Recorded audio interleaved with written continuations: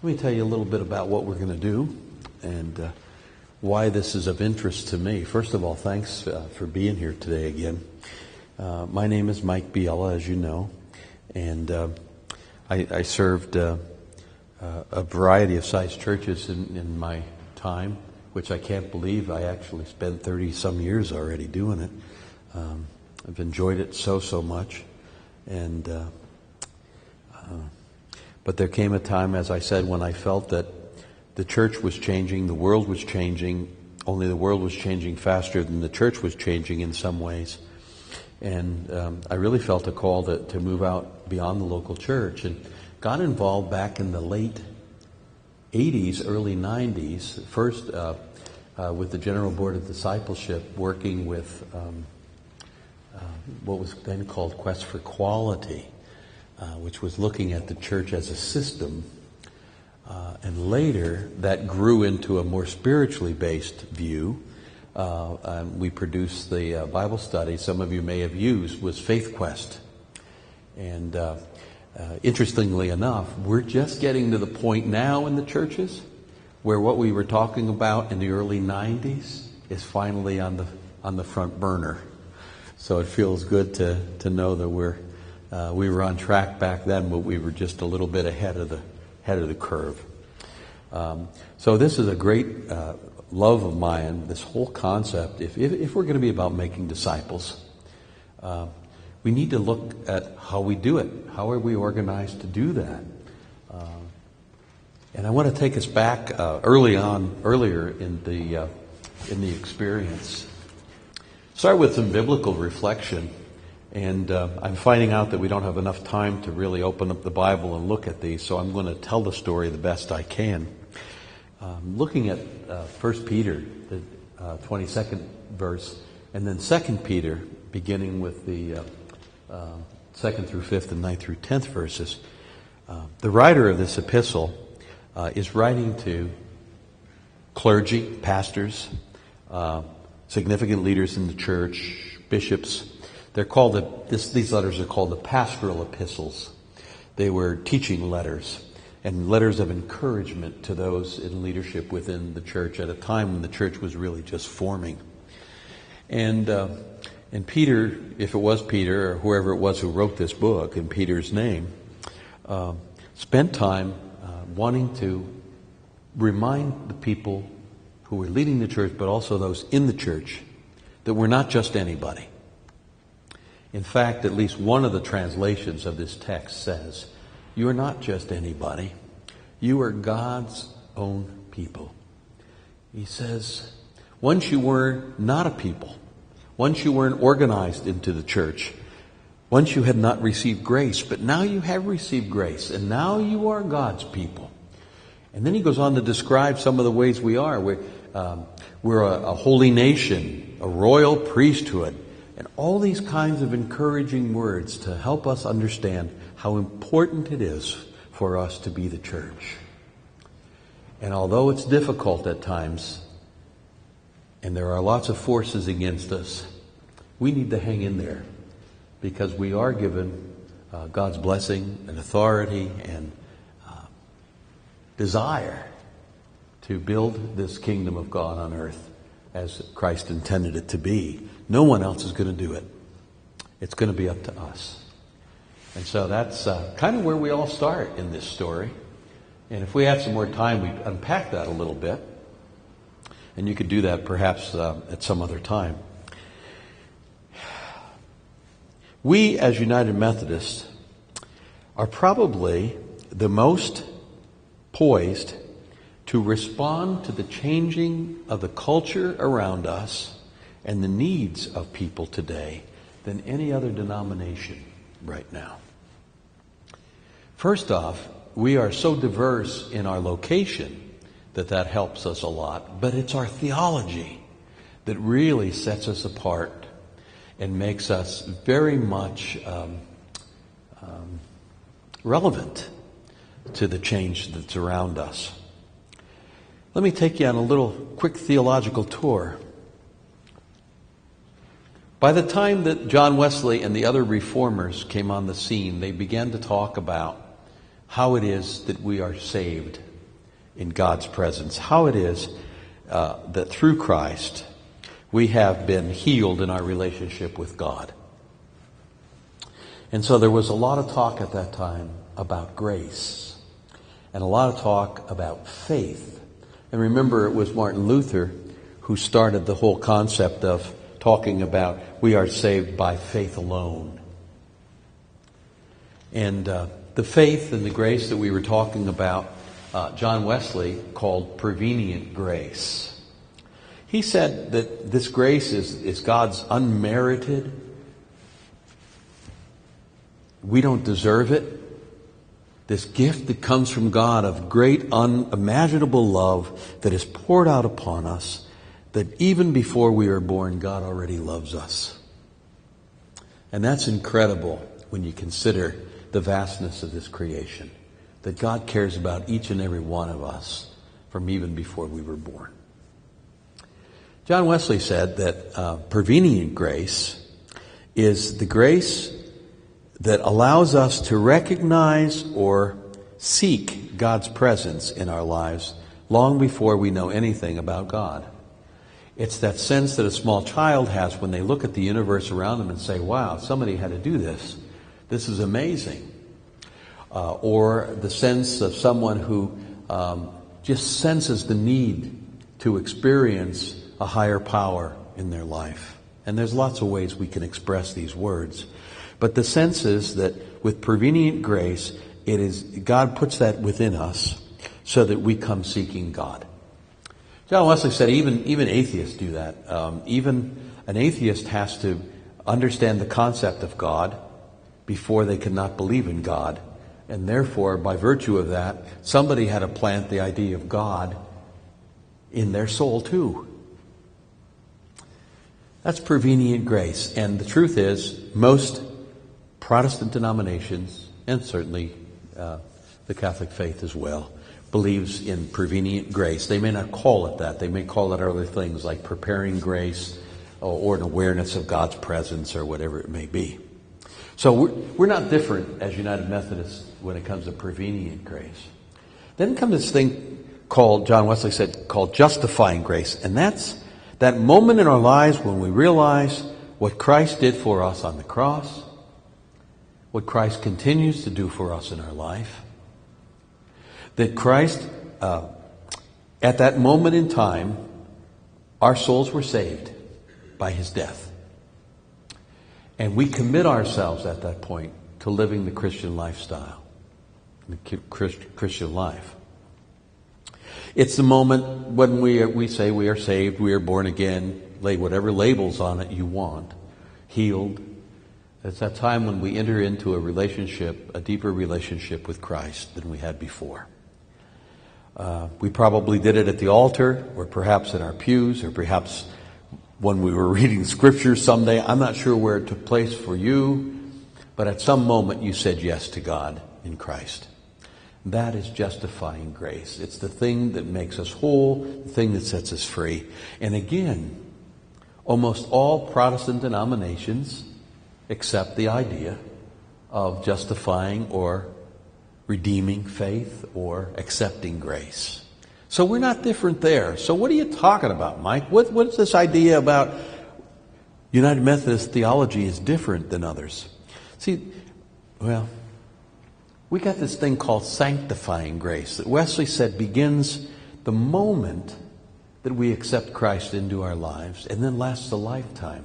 See, for some denominations, when you say, yes, I accept Christ into my life, you kind of like become a lifetime member of the organization. You know? Now I'm really a Christian. I've made it. I've accepted Jesus. And in fact, some groups even talk about once saved, always saved, I never have to do anything again, you know, all that conversation. Wesley says, no, that's not the way it is. The way it is that yes, we are made whole. But because of that experience of being made whole, we now spend the rest of our life trying to become more Christ-like in our life. Trying to follow Jesus more closely in all that we do and all that we say. And so for United Methodism, Our faith is not a journey that begins at age 12 or at age 24 or age 30. It begins from birth, when we're baptized into the family of believers, and it continues until we go on to be with God in our eventual death and resurrection. It's a lifetime journey of faith. Something happened to us back in the 70s during the ecumenical movement.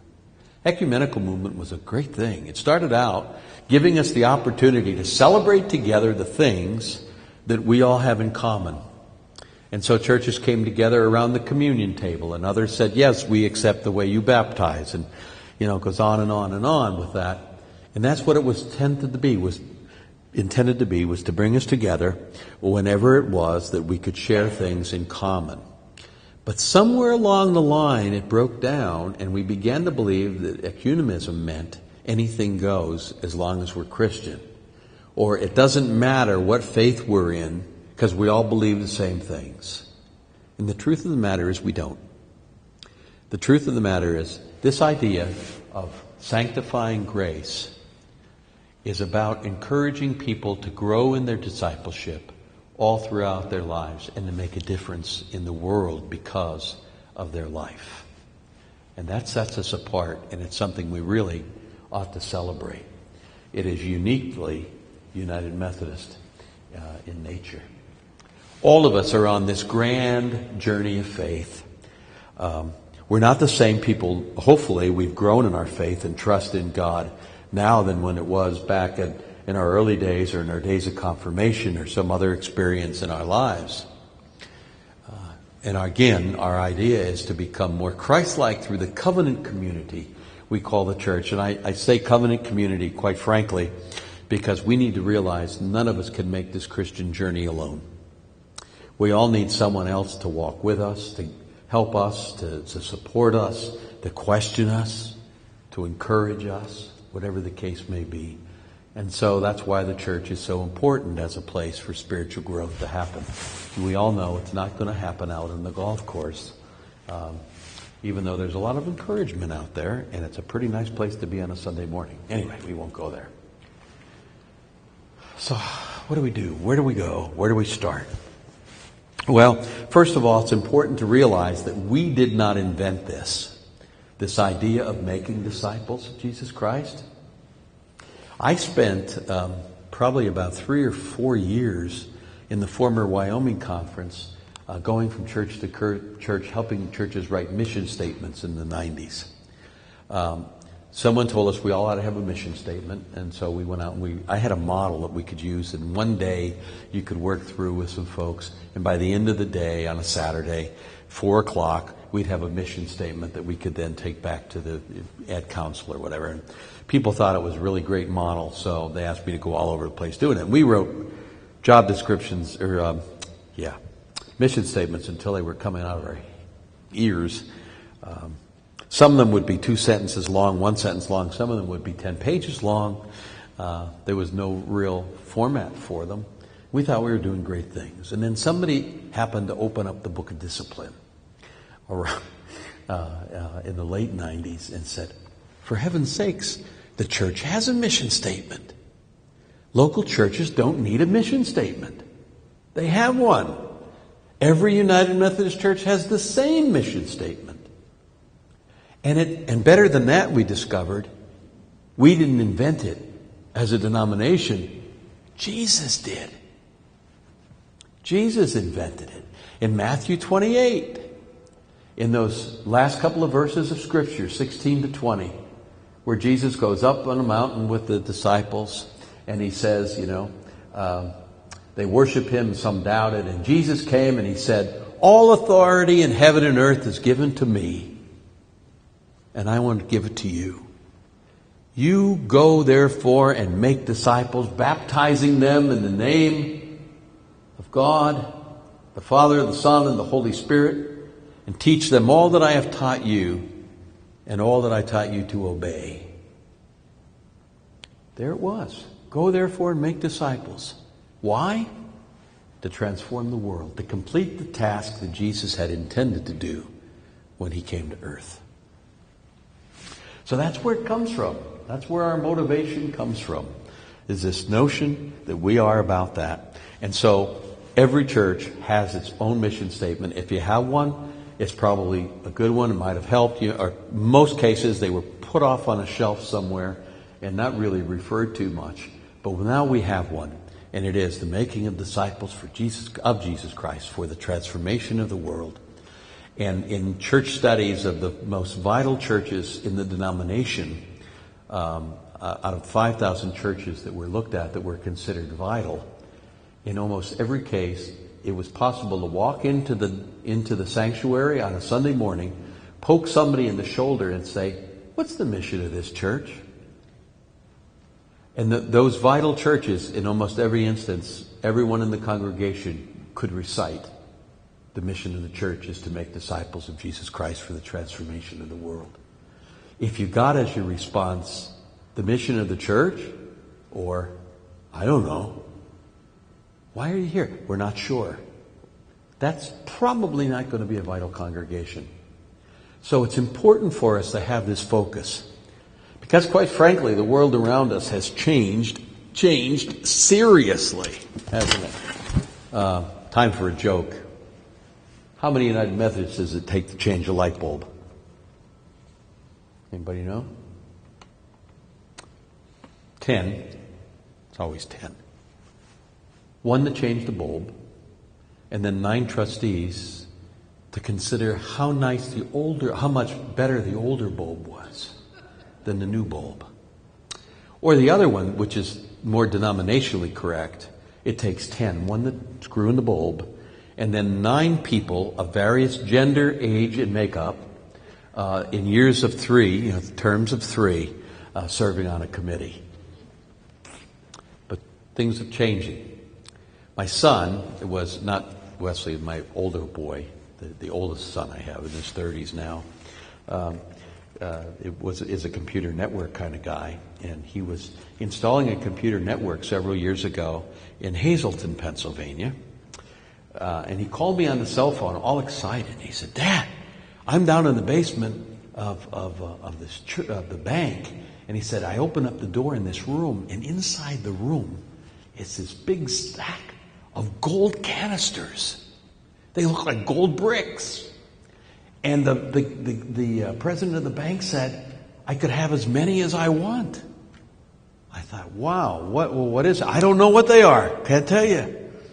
I said, "Well, why don't you grab me one if you're going to take one?" I said, and then I thought to myself, gold bricks? You know what, son, grab me 2, just in case. And he brought this home. And I've been using them ever since. Anybody know what this is? Want to take a guess? Some people have said olive oil. It looks like an olive oil container, kind of. I've had some really creative suggestions what it is. Here's what it is. Civil Defense All-Purpose Survival Crackers. Packed January to April 1963, and then it gives all the ingredients. 7 pounds net weight, 62 crackers per pound, 434 crackers per can, Kroger Company, Cincinnati, Ohio.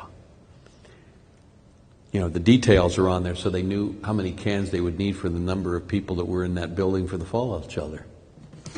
So, this was a different experience of life, wasn't it? Those of us who remember what it was like going down to the basement of the school or hiding underneath the desks where we were going to be saved in case of nuclear attack. My dad came out of the Depression era, and I remember very much so sitting in our living room on North Main Street in Wilkes-Barre, just a young kid at the time, and Ben-Hur was on television. It was a long time ago. Ben-Hur was on, and my father was engrossed in it. Well, they had just put in some new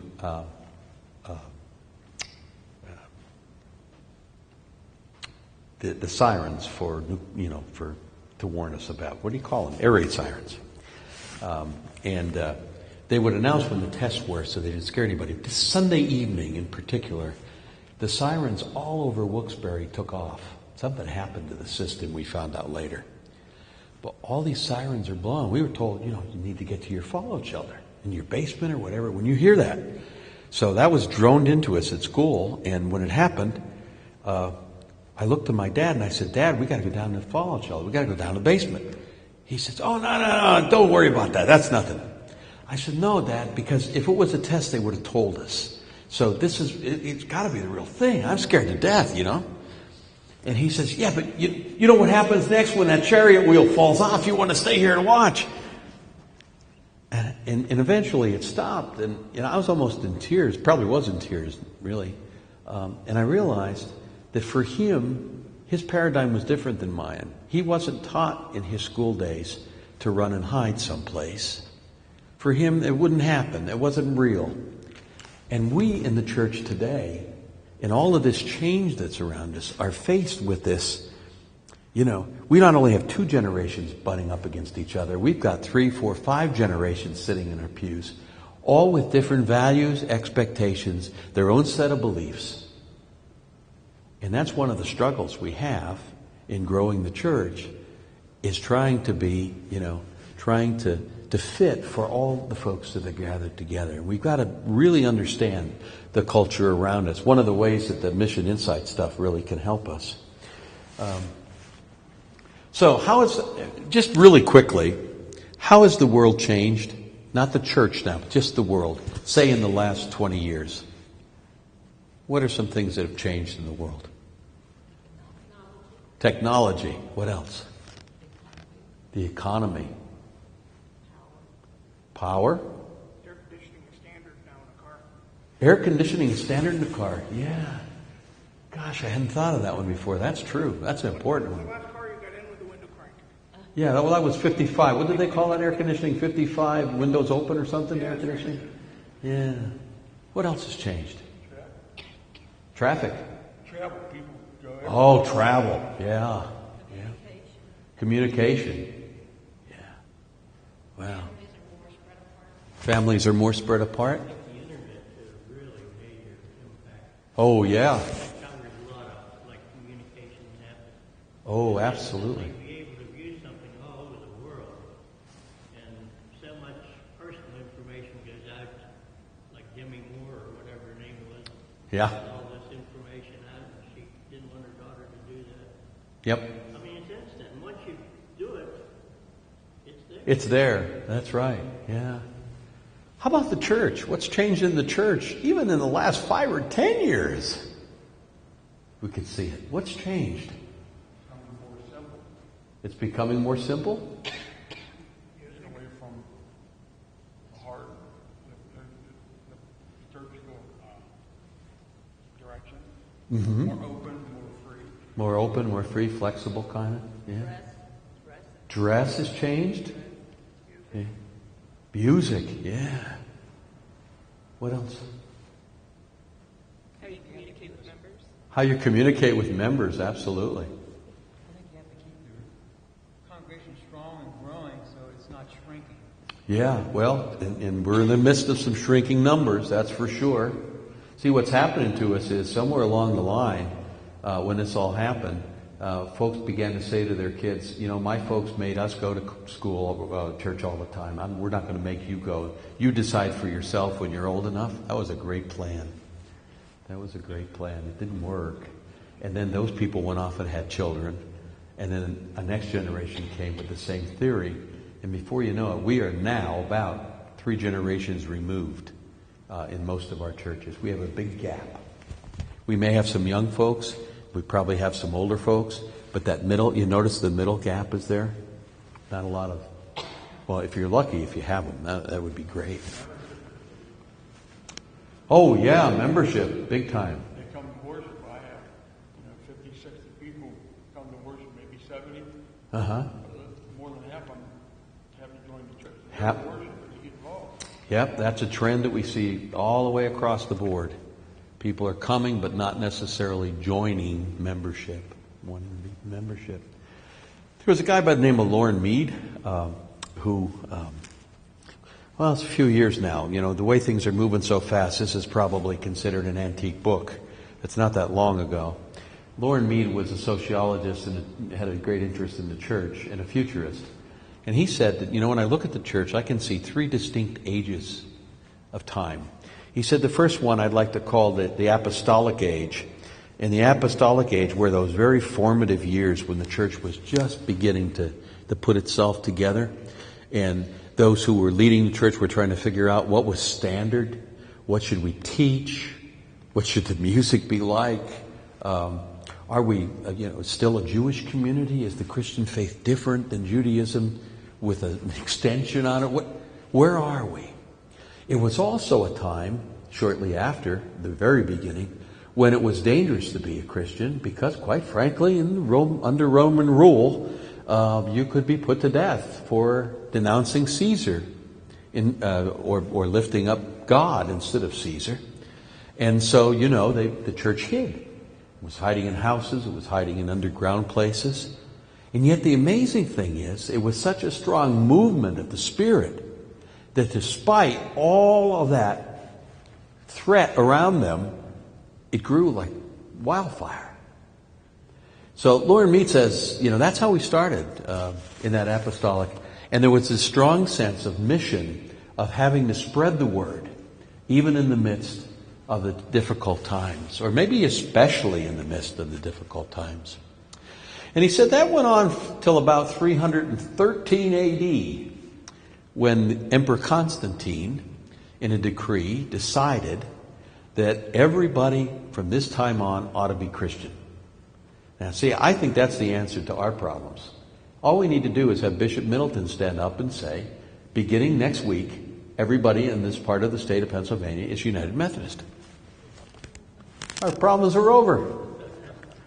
Well, what happened was that once Christianity became a state religion under Rome, under the Roman Empire, it spread and it became the norm. It became standardized. The church became central to life. It was no longer worried about what do we teach, but more worried about how do we spread it, what do our churches look like, and it was the time when all of the seasons of the year, church year, were developed, and lectionaries and all those kind of things began to grow out to standardize the church.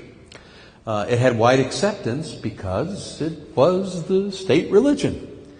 And finally, Lauren Mead says that went on until really, really quite recently. I believe, if I'm correct, he looks at sometime around 1965 to 1968 as the real end to Christendom. From that point on, he said it was no longer, well, you know how it was. In those days, our churches were growing for the most part. In United Methodism, in 1968, we were still building a church every day, all year long, somewhere in the United States. That's how quickly we were still growing. I mean, that was a lot of 300 some churches a year were being constructed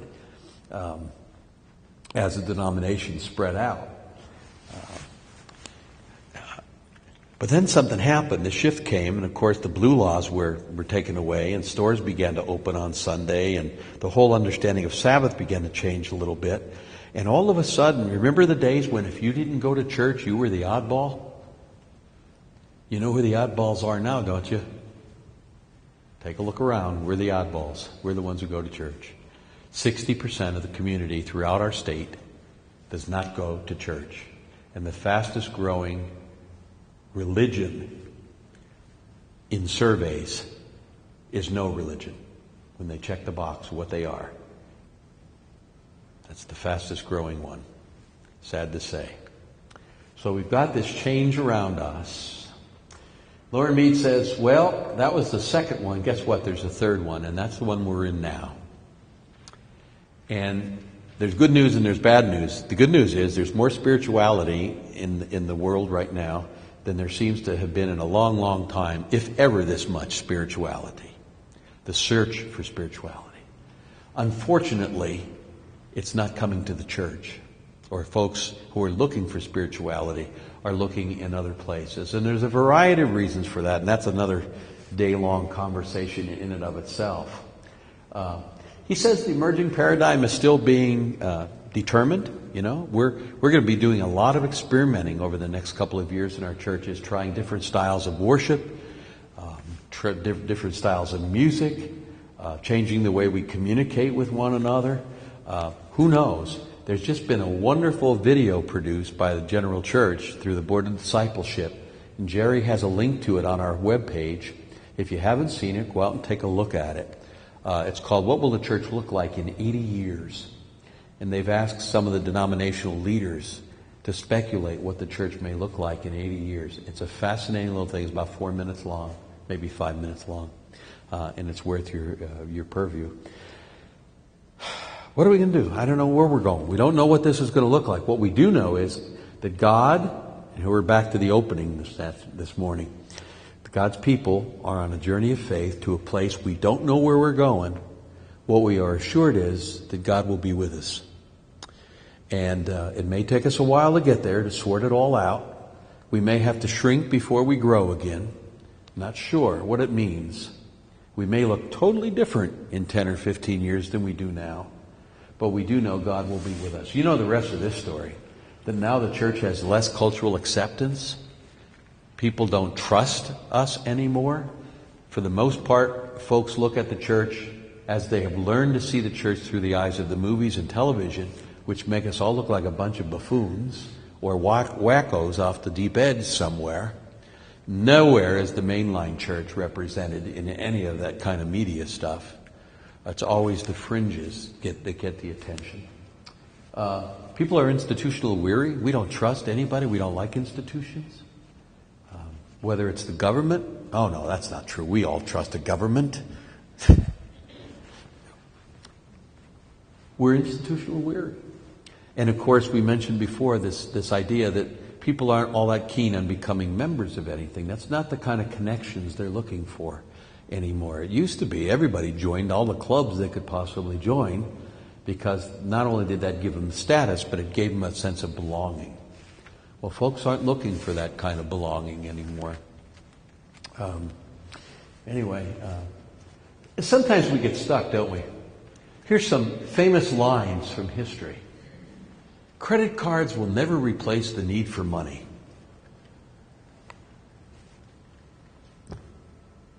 You know that I don't carry cash anymore. Very, very seldom. My son, in his 30s, never carries cash, which is really convenient for him whenever we go someplace together, which is interesting. But he said to me when I was serving in the last church that I served, he came to worship one day, and he said, "Oh, geez, Dad, I didn't bring any money today. Can you take my debit card?"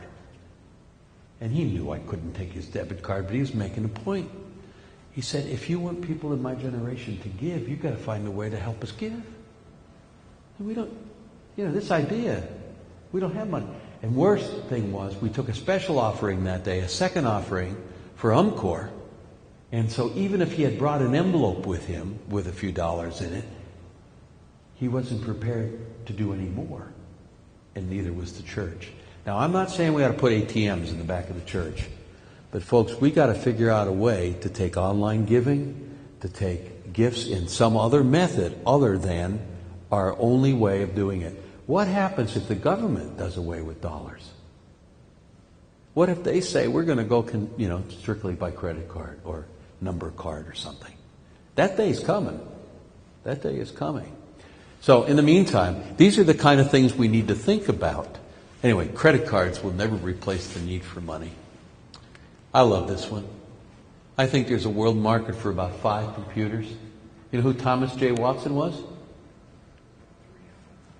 IBM.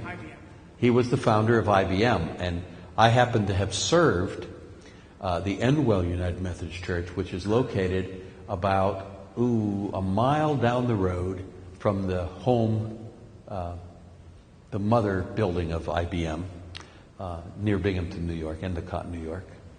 And we lived on Watson Boulevard.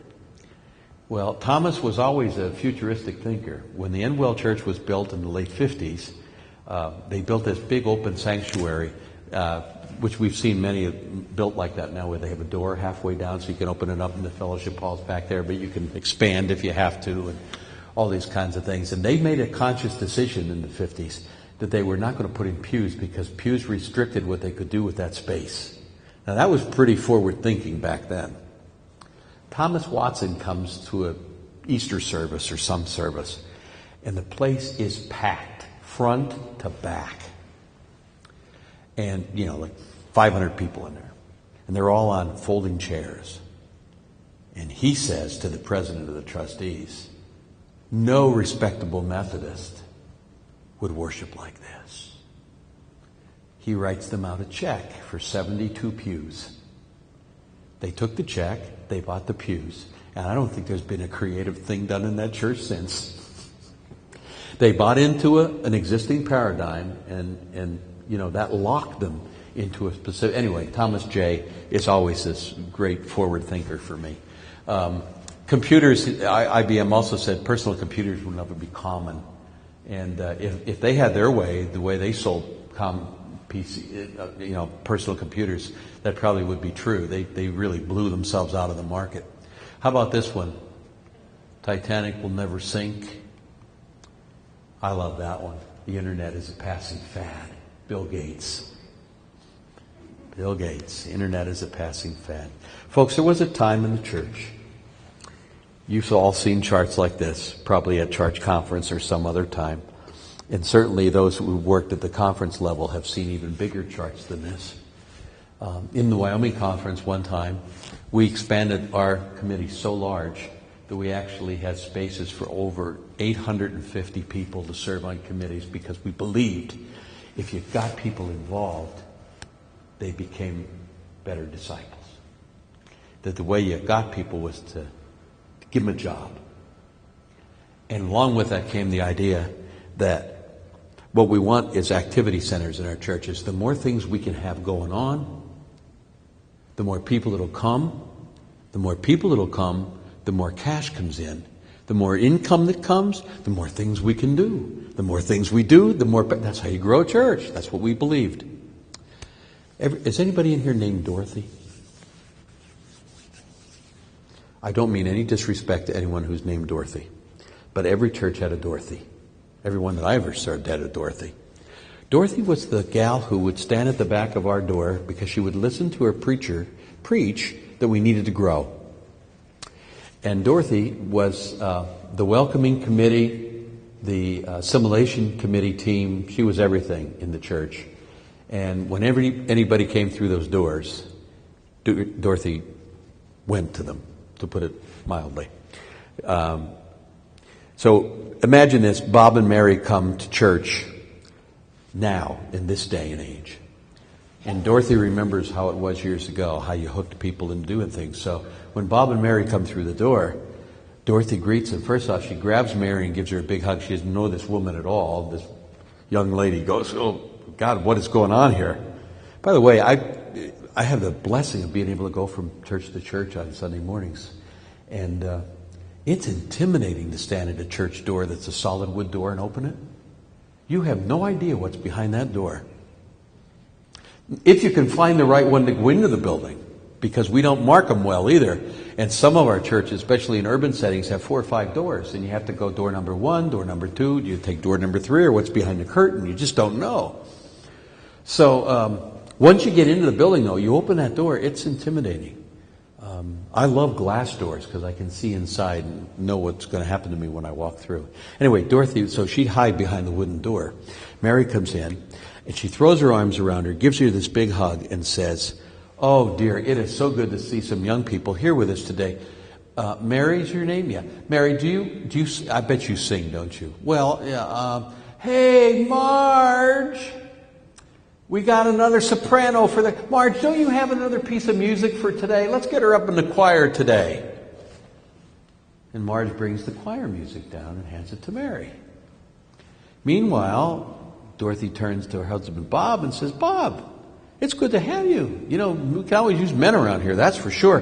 What do you do for a living, Bob? Bob says, I'm a contractor. Oh, Joe, guess what? We got you a new member of the trustees. He's a contractor. Now we can get the roof fixed. That used to work. That's the way people were looking for connection. But Bob and Mary are looking for spirituality, and they want to grow in their understanding of God. They're new to the faith, and this doesn't fit. They're not ready to be on a committee. See, we used to believe in the henhouse evangelism method. You know what that one is? That's if you sit in the henhouse long enough, you'll become a chicken. Only we did it the other way. If you sit in church long enough, you'll become a Christian. That doesn't work either. And so we have got to retool ourselves to move from activity center to faith-forming community, because the majority of the folks we're going to encounter now are not coming to us looking for a job. They're coming looking to have their faith grown. They're also coming 2 or 3 generations, as we said before, removed from the church. They don't know our lingo.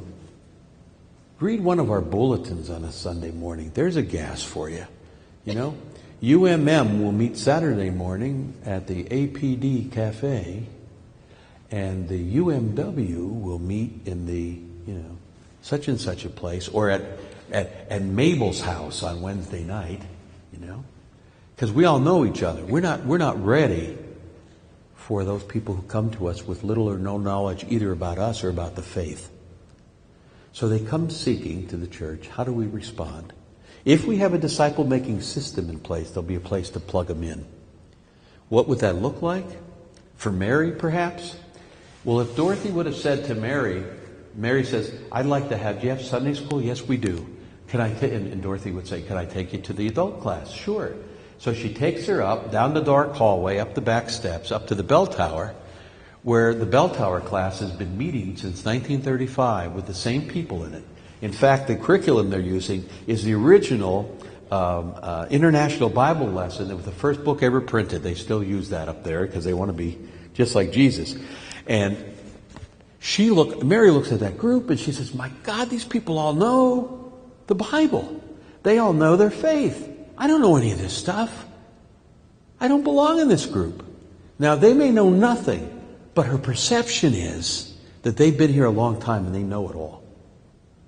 So in a discipling system, when Mary comes, we can find out a little bit about where she is in her faith journey, and hopefully we have a place to plug her in. Every church needs to start a class like, Christianity for Dummies, or the Idiots class for Methodists or something. Because, people, those books sell like crazy, those idiot books, because people love to admit they don't know it all. It's very freeing to be able to say, I don't know. But usually we intimidate folks into thinking they should know. And they don't want to admit they don't know. So if you can create a class with that kind of a name, I can assure you that it won't only be helpful for new people, but there will be a lot of old-timers who say, you know what, I'd like to learn a lot more now. I'm going to go to that dummies class. And it works. These are the kind of things we've got to have in place to help those folks who are coming for us looking to grow in their faith. Hopefully, some of this is starting to make sense to you a little bit. I know I'm moving really fast here, but in the old paradigm, our church, first off, every church has a system, whether they know it or not. We go through a process of things that go on in our churches, whether intentional or unintentional, they're already there. So we already have a system in place. Most of our churches had a system in place, however, to make members. We had member classes. We had confirmation that led to membership. We have all those pieces. We talk to people about joining the church. We don't talk about joining the Christian journey. We say, would you like to be a member of the church? Interesting. And it worked. As long as people wanted to join something, that worked. But not anymore. And hopefully our eyes have been opened up to the idea that we don't want to make members anymore. What we really want to make now is Christian disciples who continue a lifelong journey of faith. And so we turn to the mission. What's the mission of the church again? Say it with me. The mission of the church is to make disciples of Jesus Christ for the transformation of the world. And right underneath of that, the book of Discipline has this line. After that, it says this: local churches provide the most significant arena through which disciple making occurs. That means where you are, where the rubber meets the road, is where the kingdom begins for most people. So, what we need to do now is to go about this task of disciple making. And what I'd like to do is pass out a copy of this little chart here. Also in the discipline, there's a, if you would please, thanks. Thank you very much. I'm giving you one of these because it's important, I think, to keep this in mind. In the discipline is also a description of what they call the 4 primary tasks of disciple making. It attempts to say what happens to a person, what has to happen to a person for them to become a disciple. And it says that if you think about it, there's 4 things. Number 1, we need, in order to make disciples, a way of reaching out and inviting people. The second thing is, once we get them to the church, or we go to them, whichever way you want to think about that, we have to have them have an experience of God. So we have to help them relate to God in some way. They have to know when they come into our presence that this place is different than other places they may go in their daily lives. That there's something about God in this place. Thirdly, we have to have ways to help them grow in their faith wherever they are and continue to the next step. So we challenge them to grow in their faith and nurture them. And then, if we do that well, we're able to send them back out into the world again to live transformed lives in order to transform the world. Now, you might think 2 things. Number 1, when people see this, they say, oh, what we need to do is restructure our church. That's how we'll do this. And we'll have a committee responsible for reaching out and receiving, and one for relating people to God, and we'll have a committee for nurture, and we'll have a missions group that sends people up. This has to permeate everything we do. Whether it's a church school, whether it's a church supper, a rummage sale, whatever it may be, this should happen every time people come to us. We give them an opportunity to grow every time they come. In Methodism, it's not a one-time deal. You don't come once through this cycle and you're done. For instance, it could be argued, well, you know what? We do this in worship every week. In fact, this is kind of the worship outline, isn't it? We welcome and receive people into worship. We then give them an experience of God through the liturgy, through the preaching. The nurturing and strengthening can also be the preaching, can also be church school classes or other kind of study groups. And then in almost every church I've attended, the benediction sends us out into the world to be disciples of Jesus Christ until we come back to the church. And that's the key. We're sent out, not now we're done, we've experienced it, but now we want to come back and go through this again. So in our Methodist history, I like to think of our understanding of the spiritual life as a slinky. And you can't beat this. This one's a rainbow slinky too. That has biblical. Anyway, think about it this way. People come to the church at different levels of faith. And when they enter in, they have to experience those things at whatever level they happen to be at in order to grow. And it's a continual thing throughout their lives. Most of our churches have a system in place to move you to membership, and that's the end. Other than worship and maybe a few mission trips. But there is no intentional way to help people to continue to grow in their faith beyond becoming that member. And again, remember, it's a lifelong journey. So we have to be responsible for this from the time an infant comes to us in time until a person goes off to be with God in a more permanent way. How systems work is important for us to realize too. You know, if you think about a system as being kind of like a manufacturing place, you have to put something into the system, and then something happens to it, and what you get out, hopefully, is what you wanted as the output.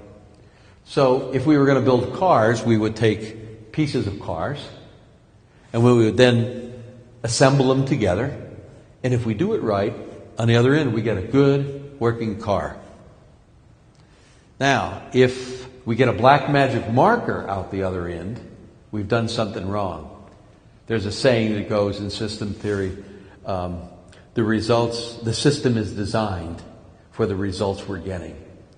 So right now, our systems are designed for declining membership, increasing financial struggle, and you can add to the list. That's not what we want. What we're trying to do is make disciples. So obviously, if the system that is currently in place is not doing that, we got to come up with a new system. We've got to rebuild from the ground up and ask ourselves the questions. And this is the important part of this. If we're in discipling business, then our main concern is taking people where they are. We want to run them through the experience of the church, and we want them to come out as faithful disciples. So what's the big question for us? The question that's the tough one. Let me go back. The question is, what has to happen to these people when they experience us in the church?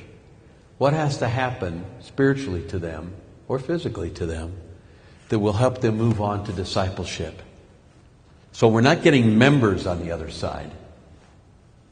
What we want is people committed to Jesus Christ who want to live their life that way and continue to grow as they move through life. What has to happen there in the middle? And that becomes the question that you all have to work on back in the congregation, because unfortunately I can't give you a handout with the answer to this question on it. Probably generally we could say, well, you need a good Christian education program, and you need some small groups, support groups, covenant groups, those kinds of things, and you need this and this and this. But every congregation is a little bit different. And I'm convinced that you can have a discipling system whether you're a huge church or a small church. It doesn't matter. You have to scale it for your own size. But the basic needs of people are the same. An example might be, if we're going to be a disciple-making church, we want to have several levels of Bible study. So we've got our beginning Bible study for dummies. We also have, if you're further along on your faith journey, Disciple 1. Now, Disciple 1 is pretty intense. It's 32 weeks, and you'll be expected to read a lot, but we'll make the journey together. We offer Disciple 1. We do the beginner's class every fall for 2 months, and then we start a bigger study after that. So this year we'll be doing Disciple 1. And in the second year we do what's the other one? Christian Faith, or something. We're going to study the Christian faith, and those are a little more intensive than the beginners. And then we have a group that is concerned with mission, learning about missions, and they meet, in the third quarter of every other year. So you don't have to have millions of people and lots of resources, but you have to have places where people will feel good about plugging in and beginning the journey. And not forgetting to continue to challenge people with more and more. Now, being a connectional church, and here's something really off the beaten track for us. If we don't have the resources to do all that, look around, because if we don't have it, chances are there's a church within a couple miles of us that also has the same cross and flame on the outside that may have a class that we could ask folks to join at a particular part of their call. Oh my gosh, no, they'll steal them. Nobody's going to steal anybody. If they do, tough. We're about making disciples, not growing members. So there are all kind of creative ways to make a system like this happen. The real question is, what does a person who comes to your church need to experience in order for him or her to grow and continue to grow in Christian discipleship? Think about getting a group of people together and asking that question. And you can begin with some questions like, how are you here? How did you get to this point in your life? What excites you now that didn't excite you years ago? And get a sense of how people grow into their faith in your community. Get the demographics for your community. See what it is that's prime motivating factors in people's lives. If they have a lot of want for social justice issues, then we find a way to involve that as part of what we can offer to those folks. But we have to know what it is that transforms a person's life. One of the things we're discovering with the younger generations now is the VIM, the Volunteers in Mission movement, is one of the primary ways, especially men, are coming to the church and getting involved. They want to do hands-on work. They want to see something different. They want to, at the end of the day, know that they've accomplished something. And so again, is there a place for that kind of mission in our system that can affect people's lives and help them to change? What do we have to have there to make this happen? And of course, it's good to know what your context is, what the realities of the demographics and economics and all those kind of things. Know your spiritual gifts of your congregation. It's eHarmony, I think, that says, if we match you up with the right person, when you meet that person, you'll be so excited you won't know what to do with yourself, because when you match the right people with the right expectations, it's just magic. Well, the same thing happens in the local church. When we can match people's spiritual gifts with opportunities for ministry, they take off. You can't hold them back. That's a whole lot better than calling people for the nominating committee report and say, we'd like you to serve on the mission group. We thought you were the right person. Actually, we asked 4 other people first, and they said no. Wow, why aren't they standing in line? Anyway, I'm preaching. Didn't mean to do that to you. Let's talk for a few minutes. Does any of this make any sense to you? And what kind of questions do you have about how would you do this in a local church?